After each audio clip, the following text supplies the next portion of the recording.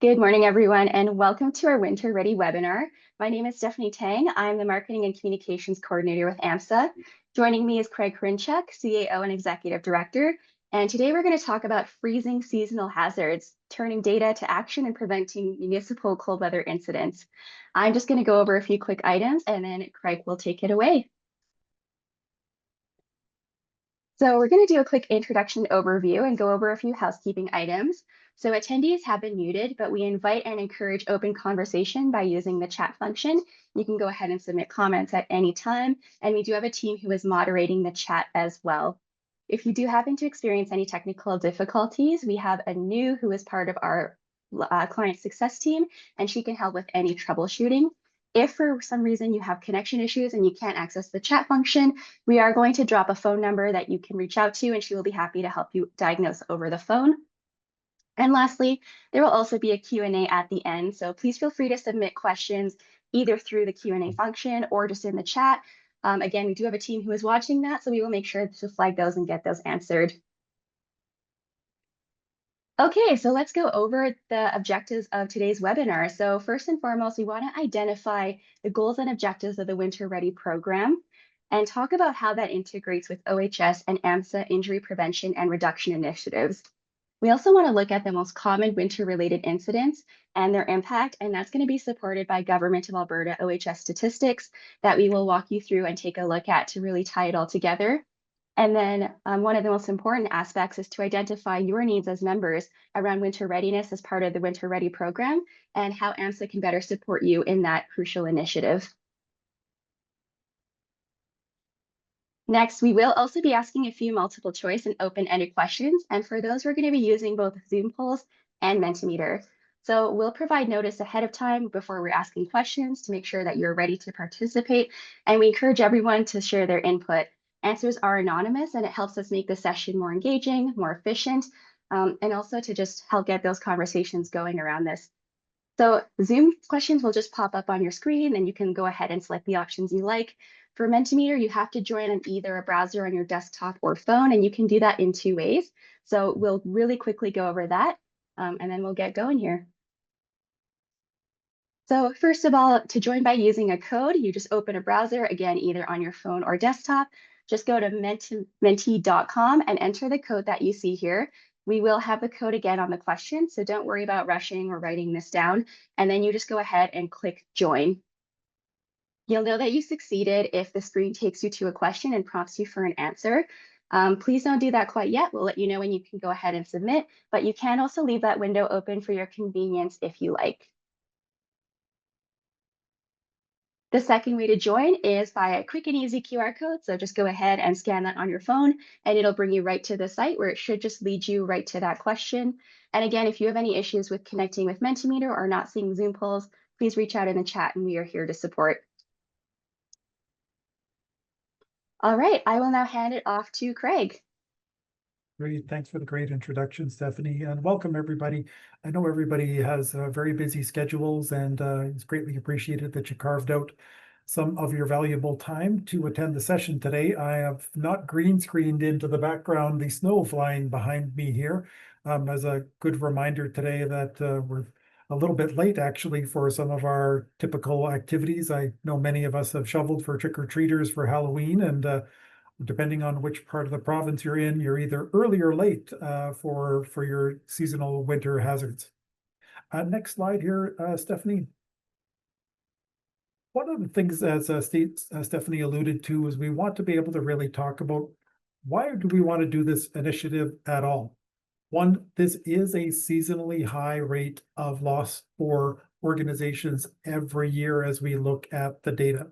And although our focus is injury illness events that we would have, there are many other types of losses that happen during the seasonal high type of injury and loss for our municipalities. Those could be injury incidents, and I've just listed a very small snippet of types: cold exposure, slips, trips, and falls. They could be WCB claims and many, many more. Equipment asset hazards, those could be collisions, breakdowns, high equipment maintenance costs that happen, environmental incidents. You've got broken hydraulic lines, spills, releases, Operational delays, project delays, a big item that can happen for groups because of cold weather where you can't do work. And also a type of responses where you've got frozen water mains and people are responding for projects. Next slide. Second, and an important one, is to mitigate the risks and demonstrate your support for ongoing compliance initiatives that are happening from the government of Alberta. First being the OHS Prevention Initiative. Every year, the OHS Prevention Initiative targets the top 3 initiatives that cause leading causes of disabling injury and claims for all industry codes, not just for municipal. And slip, trips, and falls has been one of those top 3 most common injuries for Alberta workplaces for several years. And we certainly see increased slip, trip, and falls during seasonal winter hazards. Next one, and I'm sure that people feel this greatly, is the OHS Proactive Inspection Program. So there's 2 separate initiatives that are happening right now. The Municipal Inspection Program has targeted both villages, towns, and municipal districts. And major projects is impacting all 4 municipal industry codes, including cities. And they have focus areas in these 2 respective inspection areas that include falls or jumps, hazard assessment, elimination and control, of which a winter ready program can help you with, and caught contacts struck by basically line of fire hazards, which can increase in seasonal winter conditions. Next slide. So on that note, I thought this would be a great opportunity for those who have not been at a safety council meeting recently, is to take a look at what those type of compliance trends are. So this is our most recent snapshot for Q3 of 2025. And the top portion of this chart shows what was the impact from the previous quarter in Q2 in 2025. And as you can see, there's been a marked increase in our 4 municipal codes, up 483 inspections or re-inspections just from the previous quarter of 2025. The bottom part of this table shows a comparison compared to Q3 year-to-date 2025 compared to where we were in Q3 of 2024.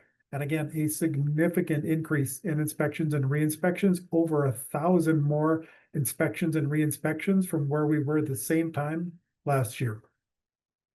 Next slide. And as we get into the sharper point of this, which is actually orders received, again, the top part of this chart reflects where we are in the change from Q2 of 2025 just to Q3 of this year. And as we can see, orders are also up 385 from Q2 of the same year. And the bottom part of this chart reflects where we are compared to Q3 year-to-date as of 2024 compared to current. And again, 927 additional orders which were issued within that compliance period. So a significant amount of work for where we are for our people who are experiencing compliance visits at this time. Next slide, Stephanie. This is a breakdown of the type of disabling injury claims. So these are ones that are, again, according to WCB classification, a disabling injury, those that are going to be having greater than a lost time, having a lost time or greater for an incident type. And as we just take a look in the top highest ones of frequency, we know that as we have cold, tight muscles, there's an increased risk for musculoskeletal injury, sprains and strains. We'll be having an upcoming webinar on cold weather MSI prevention shortly to reinforce the importance. Also, we know from cold exposures, motor vehicle collisions, falls resulting in broken tailbones, broken elbows, broken wrists, where people will have a concussive event where they fall and hit their head. Many types of events happen that include disabling injuries and are at an increase during winter seasonal hazards. Next slide. This chart is meant to be able to break down by quarter, as we don't have just one quarter in which, well, gratefully wish we had one quarter that we had winter, but in Alberta, we often have 6 months of winter. And so this is meant to be able to show quarter after quarter And particularly when we get into freeze thaw conditions where you would have an increased risk of slips, trips, and falls. This breaks it down by quarter into three main items. First would be for exposure to extreme temperatures, highway, non-highway motor vehicle accidents, as well as slips, trips, and falls. And as you can see, this number does peak up in the quarters that have higher seasonal hazards, coming up for a total of over 1,600 looking from 2020 to 2024, respectively. And we will have up-to-date 2025 data. We were just unable to crunch all of the up-to-date items before the webinar today. So I would be mindful of these stats when you're trying to be able to make a business case to your own municipality if you don't have a winter ready program. On our winter ready program, we have a business case to be able to make a proposal to your organization to have a seasonal readiness campaign because of those high seasons of organizational loss. But we can get into the tools and resources in just a few minutes. Stephanie, could I get you to advance the next slide for me, please? So we're going to get into some of the campaign resources. And for those who have had an opportunity, we do have the links that are available right to our Winter Ready campaign. That's on our website. That'll be similar to our aquatic, our musculoskeletal, our line of fire, other prevention campaigns. Those are all nested in the same area on the AMSA website. Next slide, Stephanie. So we have a whole range, and the majority of items on our website are absolutely free without requiring purchase. Downloadable resources include campaign best practice guides. So if you wanted to be able to implement one for your own municipality, dynamic warm-up guides, again, increased risk of cold weather, muscle strains and sprains, have dynamic warm-up guide for field operations, leadership alignment and execution plan if you were to be building a plan to be able to implement for your own municipality, campaign supporting visuals, tent cards, banners, toolbox templates, making your case template, which we referred to before, to make a strong business case to your leadership if there's going to be resources and dollars that are required to support the creation of an initiative. Next slides. Checklists and worksheets, pre-planning worksheet. This is one that I feel when we take a look at our downloads, we certainly get some use of, but it's the item that is meant to be well before the snow flies. So when should you be getting out sanding boxes, out the boot cleaners for your entrances? When we have reduced lighting hours, do you want to get portable light standards that are coming in to your yard so that you don't have people having slips, trips, and falls? Changing out to in your fleet vehicles to winter washer fluid, getting out your brushes in your fleet vehicles.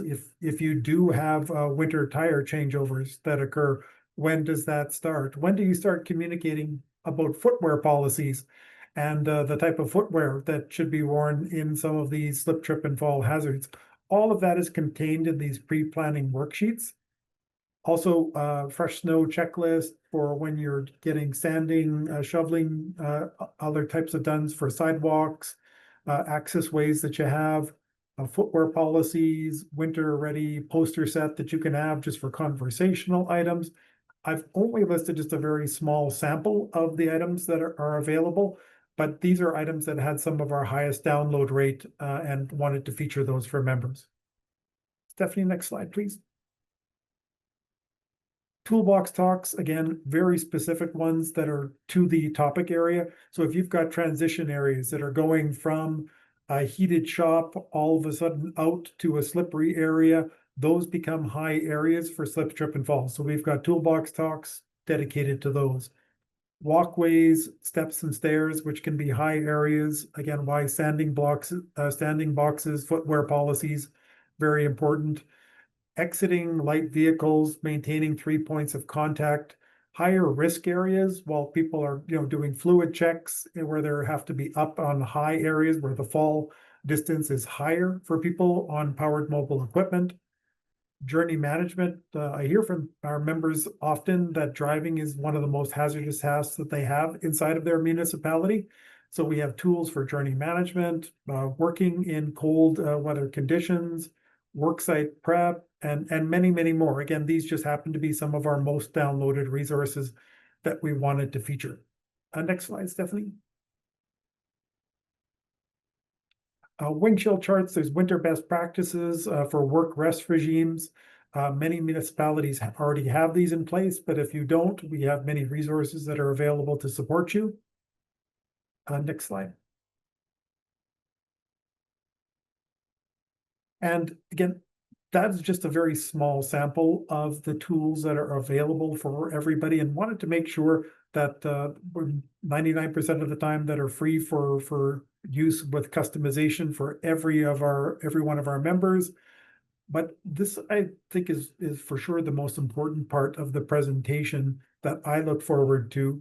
We want to get your feedback. We've had this program for several years, but we want to make sure that this program does not age and that we understand if it has gaps, if there's support that you need, if you're having barriers and trying to be able to get your municipalities to support one of these initiatives, how can we support you better to make sure that this program is, again, relevant, meets your needs, and helps support you with the risk reduction activities that you have inside of your municipality. So Stephanie, I can hand it over to you for being able to help support some of the upcoming Zoom polls and then getting into Mentimeter, please. Absolutely. So, as I mentioned in the beginning, we are going to launch the first question now. It will pop up on your Zoom screen, and then you'll be able to choose from a series of options. So, we are going to go ahead and do that now. And again, we invite everyone to participate. All the answers are anonymous as well. So, you'll give that about a minute or so.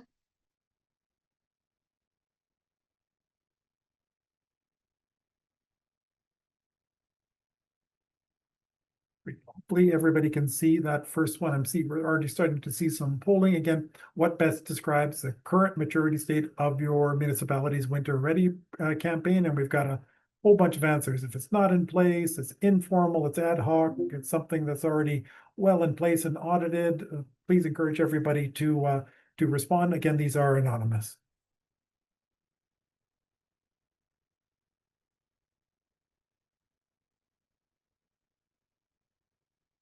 I think we'll give that about another 20 seconds or so just for everyone to get their answers in.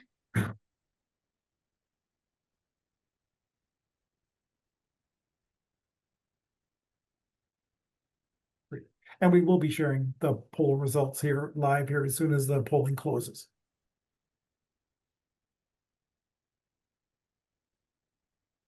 Okay, it looks like we've gotten the majority of answers. Craig, am I good to end this question poll? Yes. Perfect.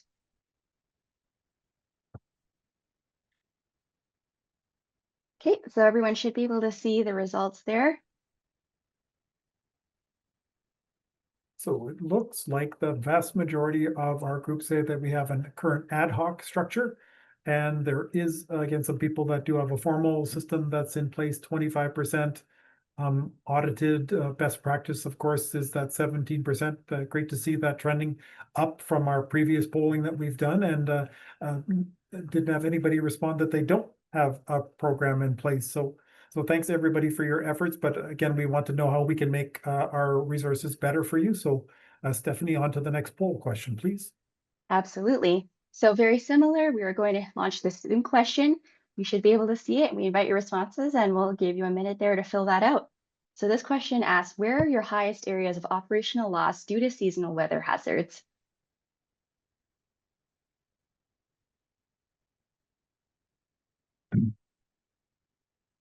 We're seeing a vast majority in one area here right off the bat. Mhm.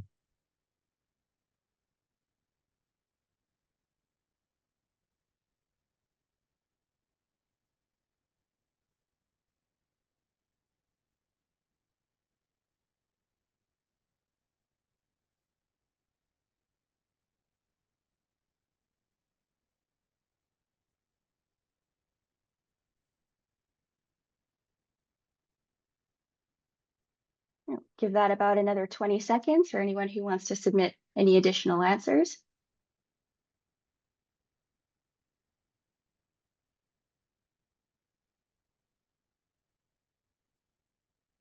Okay, Craig, am I good to end the poll and share the results here? Yes, thank you. Perfect. And there we are. Great. So we had a split with injury incidents being 64% and equipment and asset loss being 36%. All right, and everybody feel free to add in any comments into chat or otherwise here if you're surprised by those or any other feedback that you may have for us before we get into the question and answer. Okay, Stephanie, you can jump on to the next for the Mentimeter. Absolutely, thank you. So, as mentioned, we will be asking some open-ended questions now. So answers are anonymous, but they will display in a word cloud. So to access this, just go to menti.com in a browser, enter that code on the screen, or if you want to access from your phone, just go ahead and scan that QR code there. And once again, if you're having technical issues, please reach out in the chat, but we will go ahead with the first question here. So, of all the current resources we have, which are the most or least useful to you?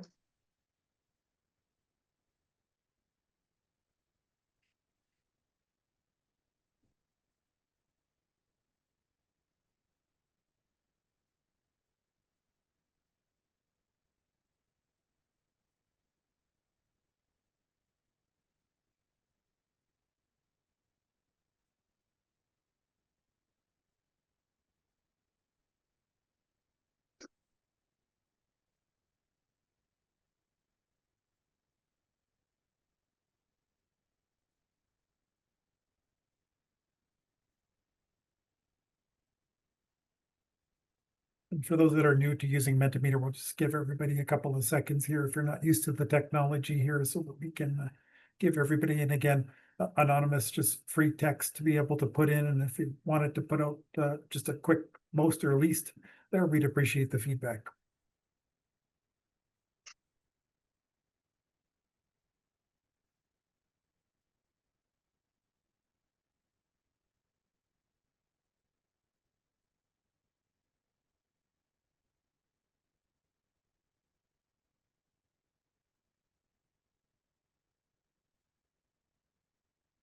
All right, Stephanie, are you able to see them coming in here? Or No, I'm not seeing any results that are coming in here.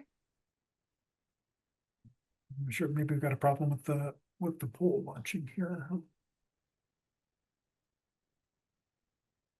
Oh, there we go. There were There a we couple go. coming in there. There we go.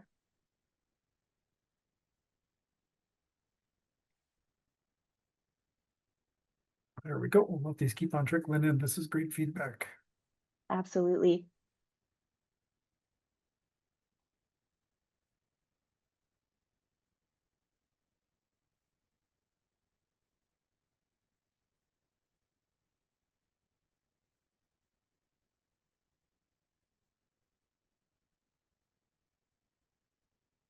Right.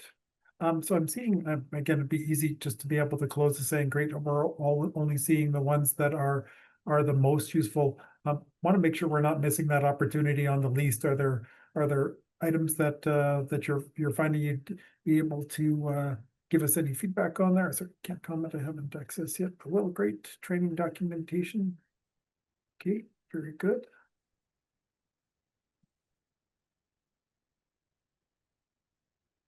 All right. Okay, well, you can jump on to the next one here, Stephanie. Sounds good. So the next question we're going to be asking is what missing tools or resources would you like us to create that don't exist? And you see someone's already submitted an answer, so that's fantastic. Please feel free to jump right in. We'll give everyone a couple of minutes to fill this one out as well.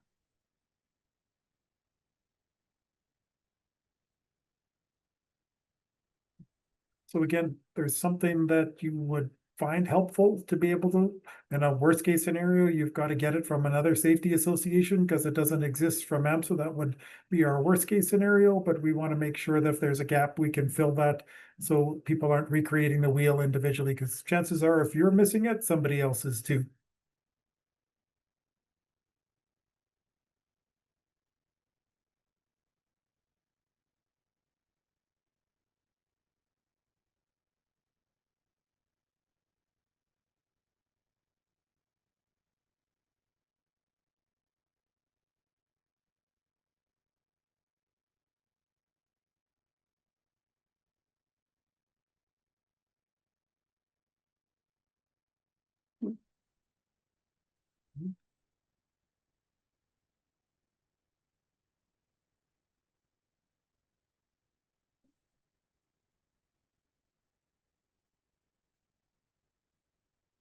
Great, these are all helpful. Please keep them coming in if you have any thoughts.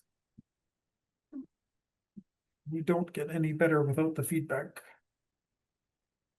I'd like to invite as well, if something occurs to you after the Mentimeter has ended, please feel free to just drop it in the chat. Again, we are moderating and watching, so any feedback, as Craig mentioned, is extremely helpful. Great. Okay. Well, maybe Stephanie, I'm not seeing any more that are trickling in. And again, if you have an opportunity and something comes to mind, you can add it into the chat. But I think that will put us on just coming up to the Q&A portion, which we greatly value. Sounds good. So just wanted to wrap up here before we get into the Q&A. Wanted to make sure that people understand that we are here to be able to support you. We have these campaigns. We try to be as data centric as we can. We regularly get our information from OHS to try to be able to give you information to support your prevention campaigns, but also help us understand where we can do better support. If you have any questions about any of the tools and resources, you wanted help with trying to be able to implement that on your own organization, and you need some guidance from us, we're happy to help support the uplift as you're looking to do that for your municipality. We're here to be able to help you. But on that note, we don't know what we don't know. These questions were helpful, but we wanted to be able to get into some question and answer, maybe on some scenarios, questions where the program should be going, questions where you have that you'd like us to maybe help you walk through live. Next slide there, Stephanie. And that gets us right into the Q&A. So Stephanie, can you just make sure that you clarify for people how they can participate in the Q&A session here?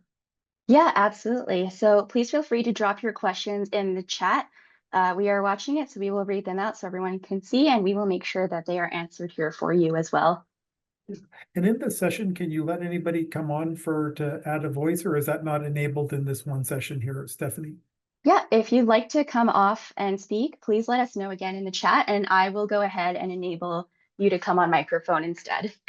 Great, thank you. No problem.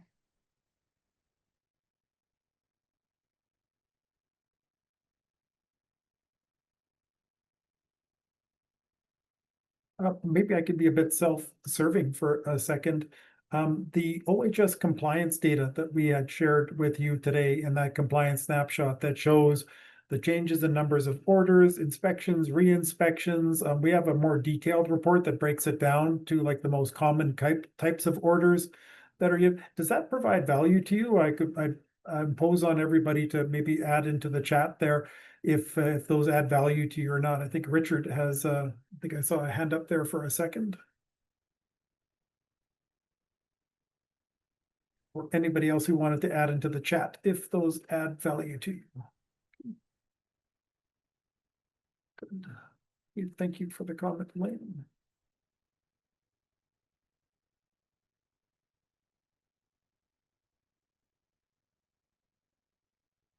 Okay, great. So we provide those full compliance snapshots at our safety council meetings. We're also just going to be carving out a new spot on our website to be able to host those in our new website launch. That is eagerly coming soon, where we'll have some additional capacity to host those. But in the interim, please reach out if there's anything that you want for a drill down reports. We're happy to provide those. The other thing that we're now able to do is because they have two inspection programs happening at the same time, is try to be able to tell you which inspection program those came out of. Right. Hey, we've got a quiet group here today. I know we probably not the best doing it right before lunch, where the thing's stopping you and lunch from happening right now. But again, I don't want to confine just to the participation here. If you have feedback on what type of resources could be value added, perhaps you have a scenario coming up. There's a gap in terms of the data we're providing being as useful as we think it is. again, look to provide feedback to us, and we're happy to assist. Okay, well, we got a really quiet group here for today, but maybe we can just make another call. If you have any questions you'd like to be able to ask, feedback, whether it's positive or opportunities for improvement, I'll give another call for anybody who wants to come off mic or put in a chat question. We're here to serve you and happy to answer your questions. It looks like we might have a question coming in here. Okay. Is there anything particular we need to know specifically on silica since we're using more sand in the winter? I think it would really depend on your method of application and the grade of silica, or some are using sand alternatives, and those have different hazards. I would always encourage for those that are using a silica product to really take a look at your occupational exposure monitoring. Um, Silica is one of those items in my past lives where I've always done monitoring and thought that I would be under, and it is such a low limit that you often find that you're over. So again, I don't want to make assumptions for municipalities, but make sure that you are looking at your occupational exposure limit and that you have a silica code of practice if you have exposed silica workers, and a reminder that the OEL limits are part of these items that are up for discussion in the code review right now. So we are representing municipalities in the OEL technical working group with the government of Alberta, as some of the criteria contaminants they're looking at are potentially going to have some significant reductions. But again, to make sure I'm answering your question, make sure you're looking at your OELs and your personal hygiene monitoring exposures. If you require silica code of practice, respiratory code of practice, to make sure that you are keeping limits as low as reasonably achievable. We had an OHS officer here, and we had an order to produce a code of practice. Is there any kind of monitoring sample out there? Well, so there was the code of practice. I apologize if I'm asking too specific of a question. Was it a silica code of practice that was being asked for? Also interested in the monitoring sample we made. We had to adjust the code of practice based on storage of the product. I got you. Yeah, so this is the type of thing that is very helpful for us. At this time, we don't have a template for a code of practice or silica, but that's certainly the type of thing that we can start looking at being able to create for members. We just have a bit of a disconnect on the specific orders that are being issued. Crystalline silica on the job site. Yeah, we'll certainly take that away. Stephanie, if we can make sure that that one is recorded for us as an action item to get back on here, and we can certainly circle back with membership. Yeah, absolutely. Great. Having a hard time finding. Okay, yeah, we do have some references for crystalline silica and other types for codes of practice, not ones that we have created ourselves, but if we can help provide an interim resource, that would be certainly happy to provide that on.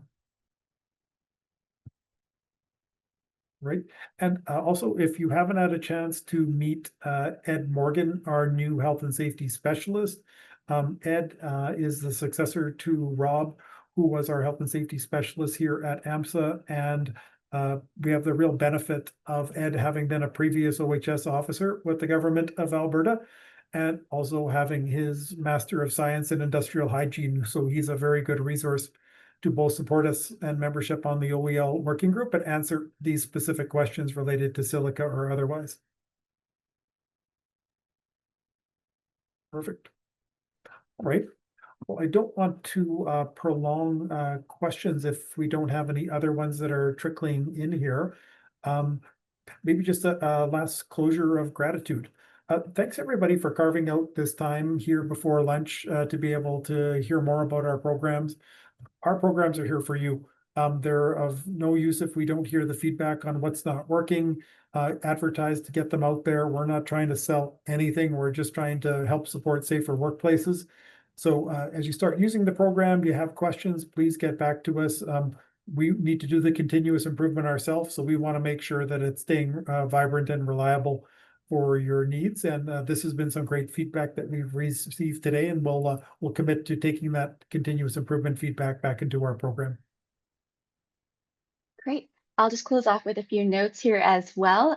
Thank you again, as Craig said, for attending. You will receive a short feedback survey after this, and we would really appreciate if you could take a few moments of your time to fill that out. Let us know how we're doing. And also, please keep an eye out on your emails, as once we finalize all the details for the MSI webinar, that will be part of this Winter Ready initiative as well.